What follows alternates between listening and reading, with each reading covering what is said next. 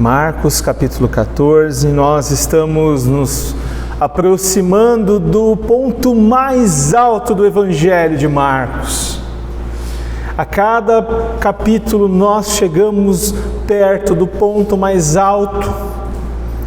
E esse texto nessa manhã, sem sombra de dúvidas, é um dos textos que mais mexeram com o meu coração no Evangelho de Marcos. E a minha oração é que Deus fale com você da mesma forma que Ele falou comigo. Amém? Versículo número 1 diz assim: faltavam apenas 2 dias para a Páscoa e para a festa dos pães sem fermento. Os chefes dos sacerdotes e os mestres da lei estavam procurando um meio de flagrar Jesus em algum erro e matá-lo. Mas diziam: não durante a festa, para que não haja tumulto entre o povo. Estando Jesus em Betânia, reclinado à mesa de um homem conhecido como Simão,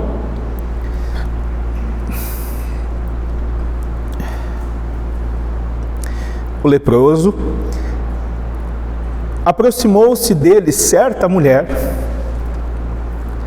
com um frasco de alabastro, contendo um perfume muito caro, feito de nardo puro. Ela quebrou o frasco e derramou o perfume sobre a cabeça de Jesus. Alguns dos presentes começaram a dizer uns aos outros, indignados: por que este desperdício de perfume? Ele poderia ser vendido por 300 denários e o dinheiro ser dado aos pobres. E a repreenderam severamente. Deixem-na em paz, disse Jesus, porque a estão perturbando. Ela praticou uma boa ação para comigo, pois os pobres vocês sempre terão com vocês e poderão ajudá-los sempre que o desejarem. Mas a mim vocês nem sempre terão. Ela fez o que pôde, derramou o perfume em meu corpo antecipadamente, preparando para o sepultamento. Eu lhes asseguro que aonde quer que o Evangelho for anunciado em todo o mundo, também o que ela fez será contado em sua memória. Então Judas Iscariotes, um dos 12, dirigiu-se aos chefes dos sacerdotes a fim de lhes entregar Jesus. A proposta muito os alegrou e lhe prometeram dinheiro. Assim, ele procurava uma oportunidade para entregá-lo. Vamos orar? Deus e Pai de nosso Senhor Jesus, fale conosco, Deus. Transforme, ó Deus, o nosso coração e que nós venhamos a nos tornar mais parecidos com Jesus e com essa mulher. Essa é a nossa oração nessa manhã, em nome de Jesus. Amém. O tema do meu sermão nessa manhã é sacrifício extravagante. Extravagante, algo fora do comum, algo muito acima do comum. Poderia ser também um sacrifício pródigo, mas o problema é que eu teria que explicar a definição de pródigo. Pródigo é um esbanjador. E aqui talvez essa fosse uma boa definição, um sacrifício que esbanja. Mas eu acredito que extravagante é o melhor. Nós estamos nos aproximando do Natal e é muito estranho, pelo menos para mim, pregar sobre Páscoa e paixão no período do Natal. Eu, sinceramente, até poderia ter trocado e jogado esse texto lá para a semana de Páscoa, mas eu assumi um compromisso com Deus de pregar a Escritura e deixar que a Escritura molde a agenda da igreja.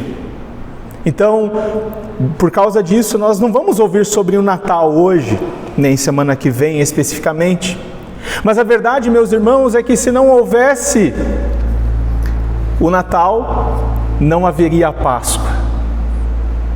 E o propósito do Natal é a Páscoa. Por quê? Porque o propósito da vinda de Jesus, da vida dele nesse mundo, ele veio para morrer. Então, o Natal ele não consegue ser explicado sem a Páscoa. Diante disso, eu quero convidar você a abrir a sua Bíblia em Êxodo, capítulo de número 12. E nós vamos ler os primeiros 20 versículos. Êxodo, capítulo de número 12.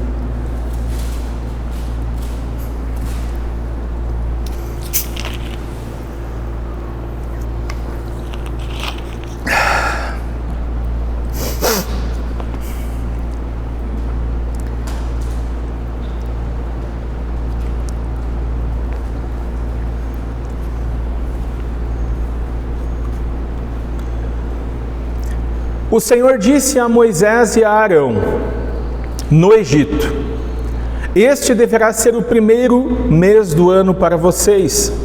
Digam a toda a comunidade de Israel que no 10º dia deste mês, todo homem deverá separar um cordeiro ou um cabrito para a sua família, um para cada casa.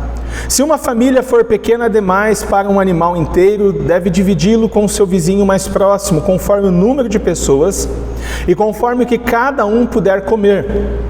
O animal escolhido será macho de 1 ano, sem defeito, e pode ser cordeiro ou cabrito. Guardem-no até o 14º dia do mês, quando toda a comunidade de Israel irá sacrificá-lo ao pôr do sol. Passem então um pouco do sangue nas laterais e nas vigas superiores das portas das casas, nas quais vocês comerão o animal. Naquela mesma noite comerão a carne assada no fogo com ervas amargas e pão sem fermento. Não comam uma carne crua nem cozida em água, mas assada no fogo, cabeça, pernas e vísceras. Não deixem sobrar nada até pela manhã. Caso isso aconteça, queimem o que restar. Ao comerem, estejam prontos para sair, cinto no lugar, sandália nos pés, cajado na mão. Comam apressadamente, esta é a Páscoa do Senhor. Naquela mesma noite passarei pelo Egito e matarei todos os primogênitos, tanto dos homens como de animais, e executarei juízo sobre todos os deuses do Egito. Eu sou o Senhor. O sangue será um sinal para indicar as casas em que vocês estiverem. Quando eu vir o sangue, passarei adiante. A praga de destruição não os atingirá quando eu ferir o Egito. Este será um memorial que vocês e todos os seus descendentes celebrarão como festa ao Senhor. Celebrem-no como decreto perpétuo, durante 7 dias como um pão sem fermento. No primeiro dia tirem de casa o fermento, porque quem comer qualquer coisa fermentada do 1º ao 7º dia será eliminado de Israel. Convoquem uma reunião santa no 1º dia e outra no 7º. Não façam nenhum trabalho nesses dias, exceto o da preparação da comida para todos. É só o que poderão dizer, celebrem a festa dos pães sem fermento, porque foi nesse mesmo dia que eu tirei os exércitos de vocês do Egito. Celebrem esse dia como decreto perpétuo por todas as suas gerações. No 1º mês, como um pão sem fermento, desde o entardecer do 14º dia até o entardecer do 21º. Durante 7 dias vocês não deverão ter fermento em casa. Quem comer qualquer coisa fermentada será eliminado da comunidade de Israel, seja estrangeiro, seja natural da terra. Não comam nada fermentado. Onde quer que morarem, comam apenas pães sem fermento. Então, meus irmãos, Jesus, nós estamos na última semana de vida de Jesus. Quando Jesus entra em Jerusalém, ali se inicia a sua parte final de ministério aqui na terra. E agora nós vimos no texto que eles estavam ali na semana da festa dos pães sem fermento, ou seja, ou numa terça ou numa quarta-feira daquela semana que Cristo vai morrer. Nós estamos caminhando para o fim. A profecia vai ser cumprida, o cordeiro que tira o pecado do mundo será morto, mas isso não acontece sem que haja um sacrifício extravagante de uma mulher sem nome. Em primeiro lugar, nós temos então, meus irmãos, nesse texto, o sacrifício extravagante, fora do comum, de uma mulher que nós não sabemos o nome. Marcos não nos revela o nome dela, porque o nome dela não é o importante.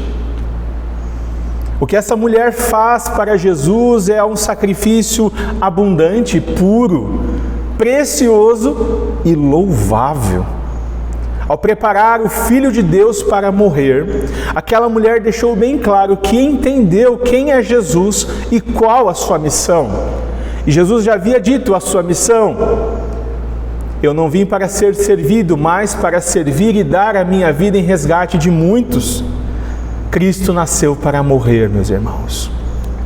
Nos versos 1 e 2, o evangelista revela a nós o contexto histórico. O relato desse sacrifício extravagante não é uma história inventada, não é um conto de fadas, é algo verdadeiro, aconteceu na história. Faltavam 2 dias para a Páscoa. Nós podemos ter uma noção, uma pequena noção do que acontecia naquele momento da história. Por exemplo, quando chega a temporada de verão, Balneário Camboriú e Camboriú fica uma loucura, super lotada. As 2 cidades juntas recebem turistas da América do Sul inteira e passam dos seus 260 mil habitantes para mais de 2 milhões de pessoas. Então, Marcos revela que nesse momento que está acontecendo aqui, nesses 2 dias antes da Páscoa, todos os judeus da face da terra iam para Jerusalém. Pode ser que um ou outro não conseguisse ir, mas a Páscoa era uma festa obrigatória. O judeu tinha que celebrar, ele não poderia celebrar em outro lugar, ele tinha que celebrar em Jerusalém, porque o templo estava em Jerusalém. Não sabemos se era uma terça ou uma quarta-feira, mas era por volta de terça ou quarta-feira. Então, a cidade de Jerusalém, ela tinha aproximadamente 50, 60, no máximo 70 mil habitantes. Mas, quando chegava a festa da Páscoa, o número chegava próximo de 300 mil pessoas. Pensa 300 mil pessoas num lugar em que moram 50, 60 mil. E peregrinos do mundo inteiro vinham, e eles eram repletos de fervor, esperança de libertação política. Nós vamos lembrar que Jerusalém está sendo dominada pelo Império Romano, e a maioria dos judeus esperavam uma libertação tal qual houve no Egito. Além de receber milhares de judeus de todos os cantos, Jerusalém recebia muitos soldados romanos que fariam a segurança do povo e também a segurança dos governantes. Os governantes iam para lá, era uma festa. E qual o político que não gosta de festa? Então é por isso que as autoridades, tanto religiosas quanto políticas, não queriam nenhum conflito naquele momento. É por isso que nós lemos nos 2 primeiros versos que os mestres da lei, eles têm intenção de prender e matar Jesus, mas não durante a festa da Páscoa, porque se isso acontecesse naquele momento, o caos seria formado, porque o povo gostava de Jesus, meus irmãos. Jesus era do povo, ele era amado pelo povo. Quem não gostava de Jesus eram os religiosos, odiavam Jesus, tinham inveja de Jesus. Então, uma confusão no meio da Páscoa ia ser ruim para todo mundo. Mas os mestres da lei são muito espertos. Eles querem a oportunidade perfeita. E ela vai aparecer. Então, nos versos 3 ao 5, nós temos o relato de um sacrifício extravagante feito por uma mulher sem nome. Veja o que ela faz. Jesus estava em Betânia, sentado à mesa, reclinado, provavelmente meio deitado. Era diferente das nossas mesas. E chega uma mulher e quebra o gargalo do vaso, um vaso de perfume caríssimo, e derrama esse perfume sobre a cabeça de Jesus, completamente. E alguns que estavam ali começaram a criticá-la e a repreendê-la, porque eles dizem: você está desperdiçando esse perfume. Ele poderia ser vendido por 300 denários, e o dinheiro poderia ser dado aos pobres. Betânia ficava a cerca de 3 quilômetros ao leste de Jerusalém. Jesus não ficou em Jerusalém, Jesus ficou em Betânia. Ele está na casa de Simão, o leproso. E, meus irmãos, é muito provável que esse Simão leproso seja o leproso que Jesus curou lá no comecinho do seu ministério. Muito provável que seja ele. E agora ele não é mais leproso. Ele dá um banquete. Ele era um leproso, mas Jesus teve compaixão dele e o curou. E agora, esse leproso recebe o Salvador e um belo jantar. A pedra que os construtores rejeitaram sentou à mesa com aquele que um dia também tinha sido rejeitado. E essa mulher, ela não foi convidada para a festa, mas ela não se fez de rogada, ela entrou mesmo sem ser convidada. Nós não temos o nome dela por meio de Marcos, isso não importa. O importante é a atitude dela que foi louvada por Jesus. Uma viúva, nós vimos alguns domingos atrás, entregou todo o seu sustento, 2 moedinhas de pequeno valor, lá no templo. E ela foi elogiada por Jesus, ela foi louvada por Jesus. E agora, uma nova mulher, também sem nome, é louvada por Jesus. E o que ela faz para chamar a atenção do Filho de Deus? Ela derrama sobre ele toda a sua vida. É isso que ela faz. Ela derramou sua vida, toda a sua vida. O perfume que havia lhe custado 1 ano de trabalho foi completamente derramado sobre Jesus. Nem o vaso, e um vaso de alabastro, ele é muito lindo, meus irmãos. Depois você pesquise na internet. Ele é lindo. Ela não poupou nem um vaso, ela quebrou o gargalo do vaso, não poderia mais ser usado, e derramou sobre Jesus. Ela não precisava ter quebrado o vaso, ela poderia ter simplesmente virado, mas o ato dela quebrar o vaso e derramar o perfume sobre Jesus é como se fosse uma dramatização do que estava acontecendo. Ela estava derramando sua vida sobre Jesus. Um sacrifício extravagante, algo que as pessoas não tinham o hábito de fazer. Esse valor que valia esse perfume poderiam alimentar mais de 5.000 pessoas. Um sacrifício abundante, puro, precioso e louvável.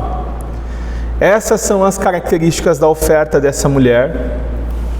E é muito provável, meus irmãos, que esse perfume fosse a reserva financeira daquela mulher, a garantia do futuro dela, a garantia de sobrevivência dela. É muito provável. Em seguida nós vemos ela é duramente repreendida pelos discípulos. Diante daquele ato de amor por Jesus Cristo, alguns discípulos começam a repreendê-la. Nós não sabemos quem reclamou, mas uma vez que nenhum dos 12 foi contrário, a reclamação foi dos 12, porque aqueles que ficaram quietos consentiram, estavam aprovando a repreensão dos discípulos. A mulher jogou fora um perfume valioso. Foram as palavras deles. Jogar fora, desperdício. Aqueles homens caminhavam com Jesus por 3 anos, meus irmãos. E mesmo assim eles ainda não tinham a real noção de quem era Jesus e de qual era a sua missão. É por isso que eles consideram um grande desperdício derramar um perfume caríssimo em Jesus. E nós precisamos lembrar que Jesus já havia se revelado por diversos momentos como sendo o Filho de Deus, o Deus encarnado, o Filho do homem lá de Daniel. Jesus também já havia profetizado a sua morte por 3 vezes, mas ninguém deu conta desse momento histórico. Eles estavam com os olhos abertos, mas eles não estavam fixados em Jesus, eles estavam fixados naquele perfume, nas coisas desse mundo. Eles estavam preocupados com o valor monetário daquele perfume. que havia sido desperdiçado com Jesus. Afinal de contas, quantos pobres poderiam ser abençoados com esse perfume? E na Páscoa, meus irmãos, os judeus eles eram encorajados a dar esmolas aos pobres. Era uma das épocas do ano que os pobres mais recebiam ajuda dos judeus. Era uma prática. E quando nós olhamos para o Antigo Testamento, especialmente para o Pentateuco, nós vemos um Deus que se preocupa com os pobres. Nós vemos um Deus que se preocupa com os órfãos e com as viúvas. Em Deuteronômio, se você quiser abrir comigo, Deuteronômio capítulo 15, a partir do versículo 7.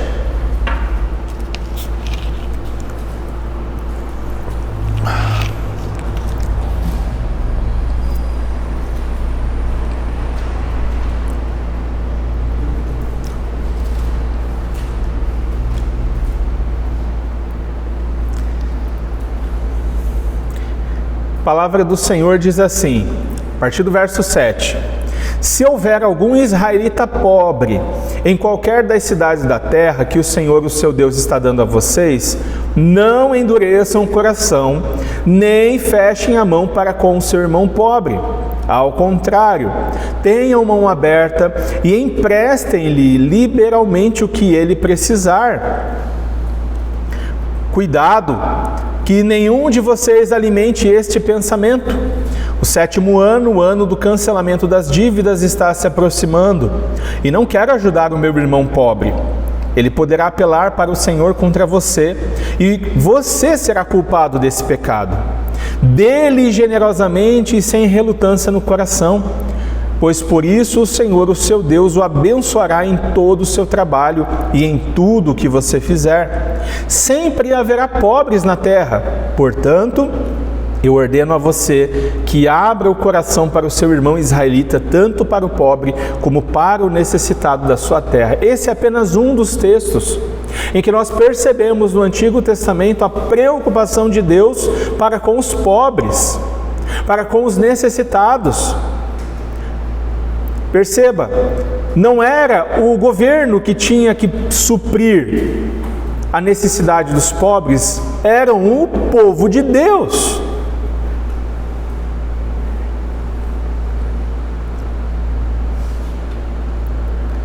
Então, Deus é um Deus que se preocupa com os pobres. Será que o que aquela mulher fez, então, foi errado? Será que ela desperdiçou aquele perfume valioso em Jesus? Sendo que Jesus é Deus, Deus precisa de alguma coisa? Será que o que ela fez foi errado, então? Será que os discípulos estão certos? O que Jesus tem a dizer sobre isso? Bom, vamos à resposta de Jesus. Ele responde para a mulher e ele responde aos discípulos. No verso 6, 14:6 de Marcos, Jesus diz: deixem-na em paz. Por que a estão perturbando? Ela praticou uma boa ação para comigo. Jesus repreende os seus discípulos. Ele é uma repreensão. Talvez os discípulos estivessem esperando uma palavra de Jesus, esperando que Jesus concordasse com aquilo que eles estavam dizendo. Afinal de contas, Deus se preocupa com os pobres. E esse dinheiro que foi desperdiçado com Jesus poderia ter alimentado muitos pobres.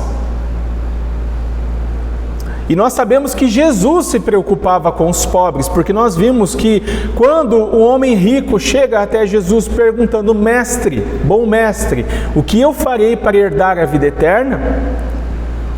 A prova final de Jesus para ele foi: venda tudo o que você tem e dê aos pobres e me segue. Então Jesus também se preocupava com os pobres. Mas os 12, quando ouvem a repreensão de Jesus, devem ter ficado desconcertados, completamente desnorteados. A ordem de Jesus é clara: deixem essa mulher em paz. ela não pode ser incomodada pelo que ela fez, porque ela fez algo bom. Ela fez uma coisa muito boa. Não foi bom para os pobres, é verdade, mas foi bom para o Filho de Deus, o próprio Deus. Ela não faz uma barganha com Deus. Ela não coloca Jesus numa situação em que ela só vai derramar o perfume se Jesus fizer alguma coisa. Não, ela simplesmente chega e derrama sobre Jesus a sua vida.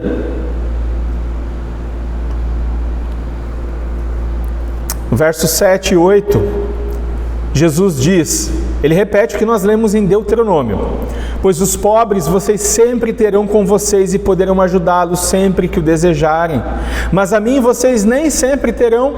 Ela fez o que pôde, derramou o perfume em meu corpo, antecipando-o para o sepultamento.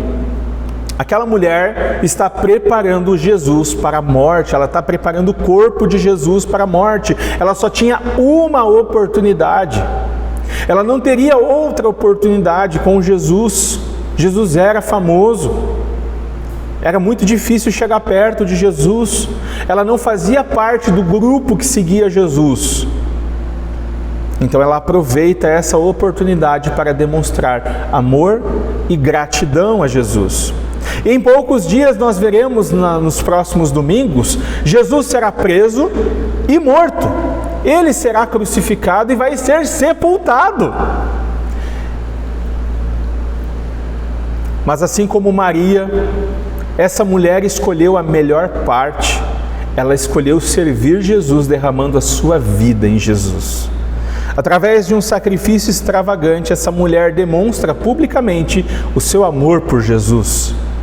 Conforme o mandamento de Deus, ame ao Senhor, o seu Deus, com todo o seu coração, com toda a sua alma, com todo o seu entendimento, com todas as suas forças. Não apenas com palavras, não apenas com um pouco de tempo, não apenas com a mente, não apenas com o coração, mas toda a sua vida. E não havia mais nada naquele momento que aquela mulher pudesse fazer. Ela fez tudo o que ela poderia fazer, ela fez, meus irmãos. Ela amou Jesus com todo o seu ser. E novamente Jesus fala sobre a sua morte. Aquela mulher não sabia o que estava fazendo. Ela não sabia que estava preparando o corpo de Jesus para a morte. Mas Jesus interpreta o que ela está fazendo. Ela está me preparando. Por quê? Porque os mortos eram perfumados. Eles eram perfumados quando eles eram sepultados. E Jesus sabe o que vai acontecer e ele diz isso. No verso 9, Jesus diz: eu asseguro que onde quer que o Evangelho for anunciado em todo o mundo, também o que ela fez será contado em sua memória. Gente, que elogio maravilhoso de Jesus. Veja bem, uma mulher sem nome, desconhecida, é elogiada por todos aqueles que agora ouvem o Evangelho em todo o mundo. Nós não fazemos ideia de quantos bilhões de seres humanos ouviram sobre a atitude dessa mulher. Não fazemos ideia. Assim como o sacrifício da viúva lá no templo, o perfume derramado recebe o elogio de Jesus. Um comentarista vai dizer: uma derramou, a outra lançou, mas em ambas as situações era a vida delas que estava sendo derramada ou lançada fora. Tudo o que elas tinham, os sacrifícios de ambas foram completos, ambas se tornaram discípulas. Meus irmãos, sabe o que é mais incrível? Essa atitude dela aponta para aquilo que Jesus vai fazer. O sacrifício extravagante dessa mulher nos leva para o sacrifício extravagante de Deus por nós. Aquela mulher amou a Jesus com toda a sua vida. E quando nós olhamos para a Escritura, nós percebemos que Deus também nos amou com todo o seu ser. Deus nos amou completamente, sem reservas. E Deus prova o seu amor por nós, não com palavras apenas, não com ilusões, mas Deus prova o seu amor por nós, por meio de Jesus Cristo, o Filho encarnado, que vive e morre por nossos pecados e ressuscita para nossa justificação. Quando nós olhamos para Jesus, nós vemos o amor de Deus por nós. Porque Deus amou o mundo de tal maneira que deu seu único Filho, para que todo que nele crer tenha vida eterna, não morra. Esse é o tamanho do amor de Deus por nós. É um amor extravagante. No plano da Trindade, o Cordeiro de Deus foi morto antes da fundação do mundo. Antes de nós fazermos qualquer coisa boa ou má, antes dessa mulher derramar o perfume, o Cordeiro já havia sido morto no plano de Deus. O Pai não poupou o seu único Filho, e agora, por meio de um único Filho, Ele tem milhares de filhos que são adotados pela fé em Jesus. O unigênito morreu para se tornar o primogênito, e agora nós podemos dizer que nós temos um irmão mais velho, e seu nome é Jesus Cristo. Aquela mulher derramou toda a sua vida em adoração a Jesus. Ela não sabia, mas logo em seguida Jesus derramará a sua vida por nós, por todos aqueles que um dia foram eleitos por Deus antes da fundação do mundo, para serem adotados em sua família. O nosso Deus não aceita uma entrega meia boca. Com o nosso Deus, ou é tudo, ou é nada. Não existe meio termo. Não existe uma entrega parcial. É como um casamento. Ou é tudo, ou é nada. No verso 10 e 11, nós temos agora Judas dando os primeiros passos em direção à traição. Então Judas Iscariotes, um dos 12, dirigiu-se aos profetas, aos chefes dos sacerdotes, a fim de lhe entregar Jesus. A proposta muito os alegrou e lhe prometeram dinheiro. Assim ele procurava uma oportunidade para entregá-lo. Veja que situação. Logo após o episódio de uma mulher derramar toda a sua vida sobre Jesus, sendo mais específico 300 denários, 300 moedas de prata, e preparando Jesus para a morte, Judas, o traidor, entrega Jesus para a morte por 30 moedas de prata, 10% daquele valor.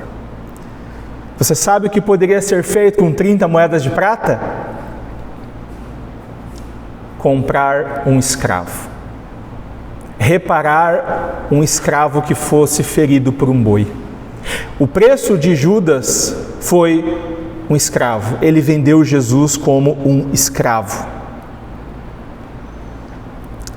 Em Êxodo, a palavra de Deus, na nova tradução na linguagem de hoje, diz assim: se um boi chifrar um escravo ou uma escrava, o dono receberá como pagamento 30 barras de prata, 30 moedas de prata, e o boi será morto a pedradas. Esse foi o preço de Jesus. 30 moedas de prata, o preço de um escravo. Existe muita especulação sobre o que teria levado Judas a trair Jesus. E a verdade, meus irmãos, é que a Bíblia não dá uma explicação detalhada sobre isso, porque Judas não é o foco. Ele não é o propósito da revelação de Deus. Então, aquilo que a Bíblia faz silêncio, a gente também deve fazer silêncio. Aquilo que Deus não falou, a gente deve deixar de lado. Mas duas coisas ficam muito claras quando nós olhamos para a Escritura, e especialmente para a traição de Judas. Em primeiro lugar, nós temos a responsabilidade humana. E em segundo lugar, nós temos a soberania de Deus. Isso fica muito claro. O texto nos revela que foi Judas que vai até os sacerdotes. Não são os chefes dos sacerdotes que vêm a Judas, é Judas que decidiu ir até os chefes dos sacerdotes. Ele escolheu isso. E já fazia algum tempo que os religiosos queriam matar Jesus e eles procuravam uma oportunidade. E Judas então dá a eles a oportunidade perfeita. Judas oferece Jesus de bandeja. E mais adiante, nós veremos Jesus responsabilizando Judas. Olha o que diz em Marcos 14, 21. O Filho do Homem vai, como está escrito a seu respeito, mas ai daquele que trai o Filho do Homem. Melhor lhe seria não haver nascido. No profeta Zacarias, a palavra do Senhor diz assim: eu lhe disse, se acharem melhor assim, paguem-me, senão, não me paguem. Então eles me pagaram 30 moedas de prata, e o Senhor me disse, lance isto ao oleiro, o ótimo preço pelo qual me avaliaram. Por isso tomei as 30 moedas de prata e as atirei no templo do Senhor para o oleiro. Ao mesmo tempo em que a traição de Judas, ele é responsável por isso, ele é responsabilizado por isso, Jesus o responsabiliza por isso, a traição de Judas não pega Deus desprevenido. Não foi um acidente, foi algo que foi profetizado lá no profeta Zacarias. E aí nós precisamos entender, meus irmãos, que a nossa liberdade, ela está limitada, porque a liberdade de Deus está acima da nossa liberdade. Nós temos liberdade, mas a nossa liberdade não é sem limites, ela tem limites, e o limite dela é a liberdade de Deus, é a soberania de Deus. Deus limita a nossa liberdade. Então, o ato de Judas, quando nós olhamos para o plano da redenção, ele cumpre o propósito eterno de Deus. Ele cumpre. Por quê? Cristo precisava morrer. Cristo precisava morrer. Porque a ira de Deus precisava ser desviada de nós. E é por meio de Judas, e os evangelhos o chamam de filho da perdição, filho do diabo, que isso aconteceu.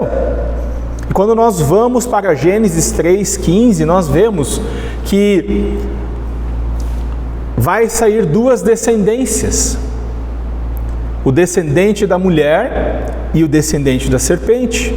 Judas é o descendente da serpente, ele é um dos descendentes da serpente. Vai ferir o calcanhar, mas no final, Cristo é vencedor.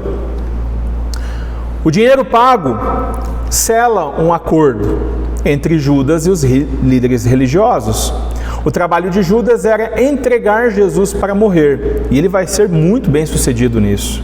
Mas não se engane, a palavra do Senhor, no Salmo de número 2, se você quiser abrir comigo, Salmo de número 2.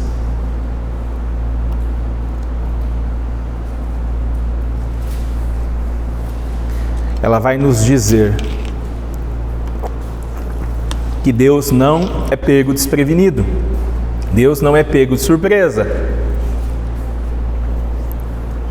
Porque se amotinam as nações e os povos tramam em vão, os reis da terra tomam posição e os governantes conspiram unidos contra o Senhor e contra o seu ungido e dizem: façamos em pedaços as suas correntes, lancemos de nós as suas algemas. Do seu trono nos céus o Senhor põe a rir e caçoar deles.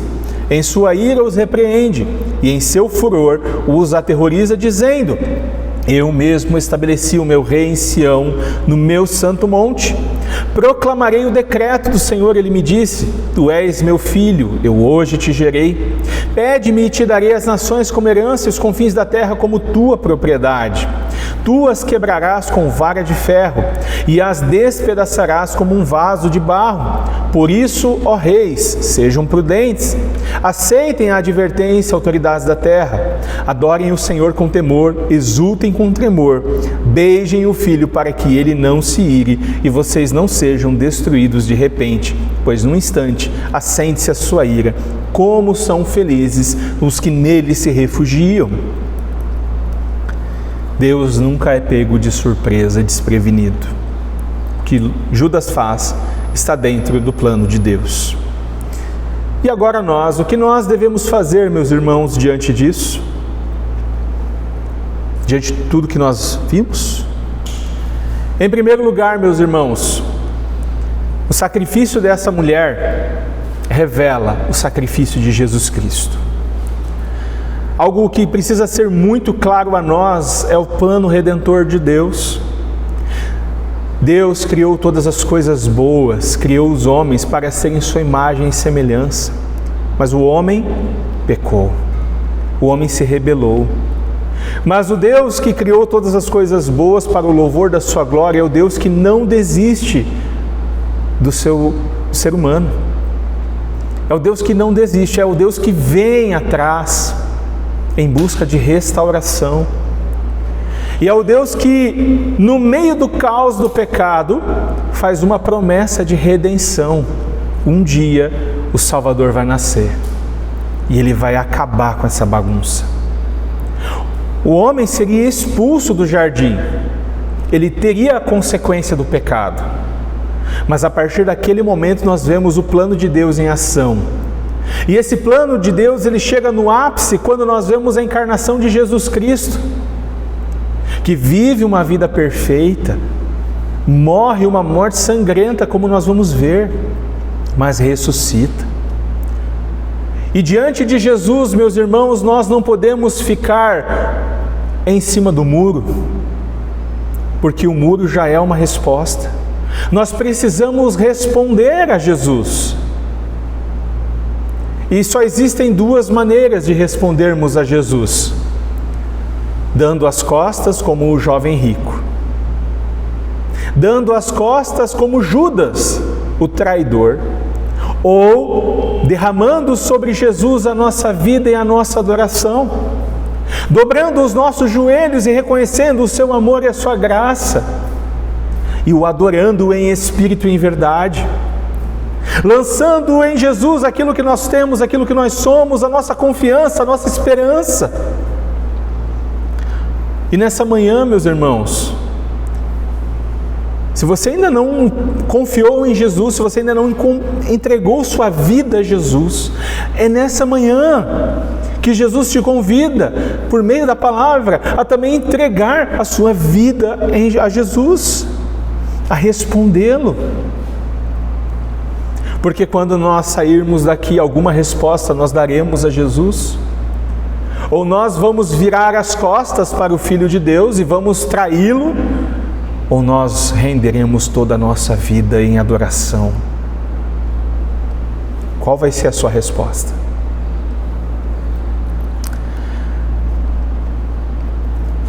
O amor de Deus por nós nos leva a amá-lo sem medidas. Nosso amor, ele cresce quanto mais nós amamos, aliás, nós conhecemos a Deus, mais nós o amamos. Quanto mais nós conhecemos o plano redentor de Deus, mais nós somos gratos, agradecidos. Quanto maior é a nossa percepção da largura, profundidade e altura do amor de Deus por nós, maior é a nossa entrega.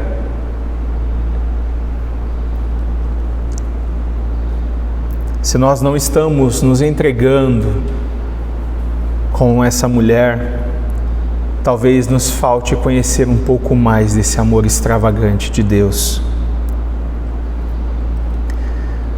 Jesus, ele é traído. Aqui Judas dá os primeiros passos para a traição. Isso significa, meus irmãos, que se Jesus ele foi traído, muito provavelmente nós seremos traídos ao longo da nossa vida. Amigos, familiares, cônjuge. Nós seremos traídos por alguém em algum momento da nossa história. Faz parte da nossa experiência cristã. E talvez você já foi traído. E talvez você não soube lidar com isso. O modo de lidar com a traição, meus amigos, meus irmãos, é fazer como Jesus lida com a traição. Nós vamos ver, por exemplo, nesse evangelho, dois casos de traição a Jesus. Primeiro Judas e depois Pedro. Os dois traem Jesus. Os dois. Porque quando nós olhamos para o que Pedro faz, Pedro não vai entregar Jesus para morrer. Mas ele faz algo que também é uma traição, porque ele diz: eu não conheço esse homem. Eu não conheço. Eu não sei se você já passou por uma experiência dessa, de uma pessoa que você tanto ama, dizer para outra pessoa: eu não sei quem é essa pessoa, eu não faço ideia de quem é, não conheço, não aprovo. E como Jesus lida com Judas? Jesus permite que ele ainda sente à mesa. Ele senta à mesa com Jesus. Mas ele não quer reconciliação. Judas não quer perdão. Judas não acredita em restauração. Pedro estava envergonhado. E Jesus manda avisá-lo.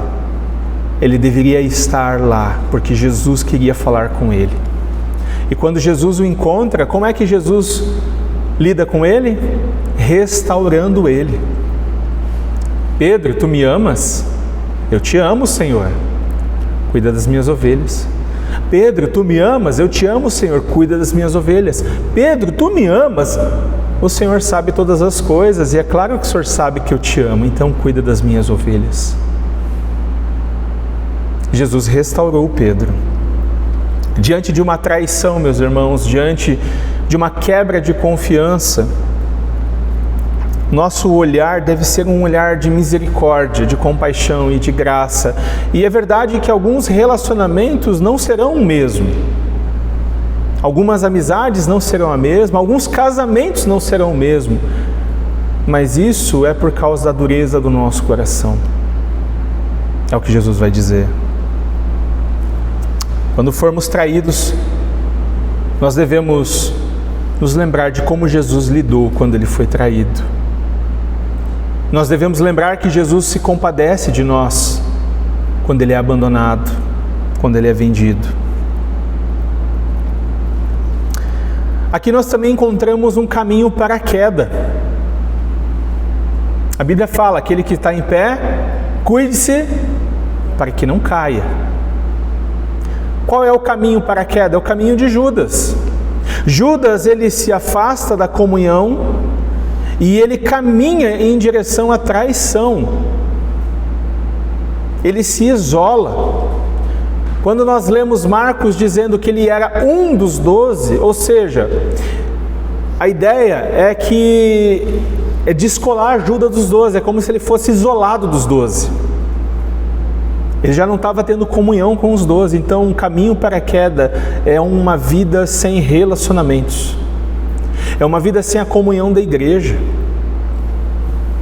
É por isso que nós somos incentivados à comunhão, a sentarmos à mesa, a abrirmos nossas vidas. Eu sei que a internet, ela facilita muitas coisas, meus irmãos, mas a internet não substitui a presença física, o abraço, o olho no olho, o café. E nós devemos, meus irmãos, nos esforçar para ter comunhão. Isso é contracultural e o Evangelho é contracultural. A cultura desse mundo é a de isolamento. A cultura desse mundo é cada um por si, Deus por todos. Mas essa não é a cultura do Evangelho. A cultura do Evangelho é a cultura da comunhão. Deus é uma comunhão. Se nós olharmos para Deus, nós vemos a Trindade. O Pai, o Filho e o Espírito Santo viviam em comunidade antes de qualquer coisa ser criada.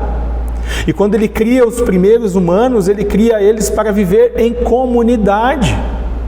E quando nós olhamos para o Apocalipse, o novo céu e a nova terra, nós percebemos que ainda haverá vida em comunidade.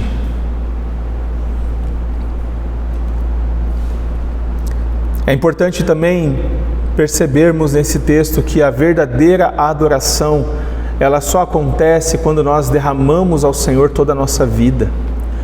Hoje nós não precisamos de uma terra santa, nós não precisamos de Israel, de ir a Israel. Se um dia nós tivermos esse privilégio, como a Thaline teve um dia, glória a Deus. Mas nós não precisamos ir para Israel, porque os adoradores adoram a Deus em espírito e em verdade em toda a terra. Nós não precisamos de penduricalhos vindos de Israel. Nós não precisamos de nada. Nós precisamos apenas do nosso Deus, e Ele é Espírito, e Ele está entre nós. Meus irmãos, eu quero que você, diante dessa palavra, se há algo que você precisa derramar sobre Jesus nessa manhã, a sua vida, talvez o seu tempo, talvez o seu dinheiro, por que não? Essa mulher deu dinheiro.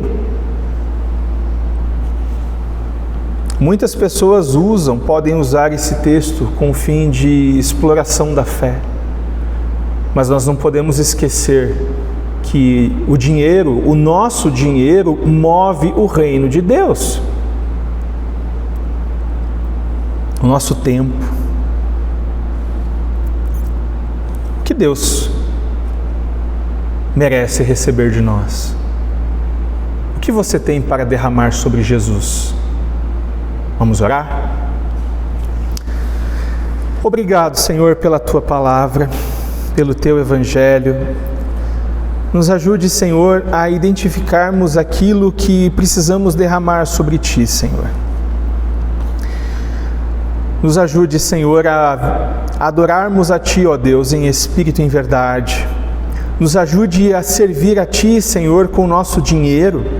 Nos ajude a servir a Ti com o nosso tempo. Nos ajude, Senhor, a servir a Ti com a nossa casa. Nos ajude, Senhor, a servir a Ti com o nosso carro. Nos ajude, Senhor, a servirmos a Ti e a adorarmos a Ti com esse serviço. Que nada disso seja um fardo, que nada disso seja um peso, mas pelo contrário, Senhor, sabemos que nada daquilo que nós damos a Ti é um desperdício. Que o Senhor aceite a nossa vida, nós derramamos sobre Ti a nossa vida, Senhor. Que o nosso coração seja inteiramente Teu, que a nossa adoração seja somente a Ti, ó Deus. Mova, ó Deus, o nosso coração para uma vida de comunhão. Mova, ó Deus, o nosso coração para uma vida de imitação de Cristo. Move-nos, ó Deus. Faça, Senhor, a Tua obra em nós. Nós clamamos a Ti, Jesus. Trabalhe em nós. E que Teu Espírito Santo nos guie por toda a verdade. A Tua palavra é verdade. E que Ele testifique em nosso coração as palavras dessa pregação. Assim oramos nessa manhã, em nome de Jesus. Amém.